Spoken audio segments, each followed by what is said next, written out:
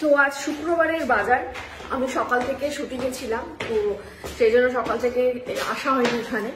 বিকেল বেলায় সত্যি চলে এসেছে, আমায় ছাড়া ওরা আজকে কি কি করলো দিয়ে সব গল্প শুনবো, সঙ্গে থাকো আর দেখতে থাকো। এই যে প্লু, এদিকে হচ্ছে কুটনা দেওর সায়ক।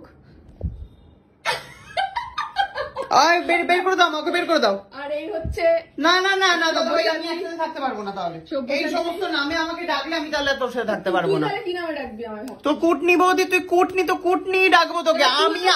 তোকে অন্য একটা নাম খুঁজে বার করতে হবে, আমাকে কপি করলে তো চলবে না বাবা।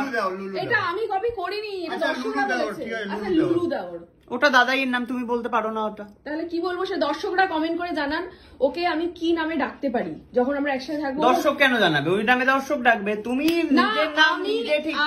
আমি কোনো দর্শককে জানাইনি যে আমার কুটনি বৌদির নাম কি হবে, আমি নিজে দিয়েছিলাম, তাই তোমাকেও নাম দিতে হবে। আর আমি তো বুঝতে পারছি না নামকরণের কি দরকার। ঠিক আছে, আমি সোনা দেওর। ঠিক আছে, তাহলে একসাথেই থাকা হবে। আর এদিকে মা বসে আছে।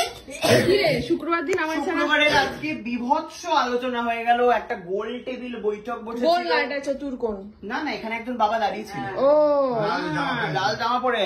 আচ্ছা, এই দেখলাম তো দরজা খুলতে গেছিল। আচ্ছা, বাবা দাঁড়িয়ে ছিল। তো সিদ্ধান্ত হলো যে আমরা একটা ফ্ল্যাট এবং সাথে আমাদের একটা তোদের একটা এই যে তোদের একটা এভাবে নিতে হয়। আচ্ছা, আমরা কালকে আমি ঠিক নিয়েছি তো দর্শকগণ, এরকম। আর একটা হচ্ছে এই হাতটা এখানে দেয় যাতে ঘাড়ে না লাগে। এই আচ্ছা, আমি কিন্তু শিখে গেছি বাচ্চা নেওয়া। বাহ, আমরা সমস্ত কিছু করছিলাম, কিভাবে বাচ্চা নিতে হয়, কিভাবে ধরতে হয়।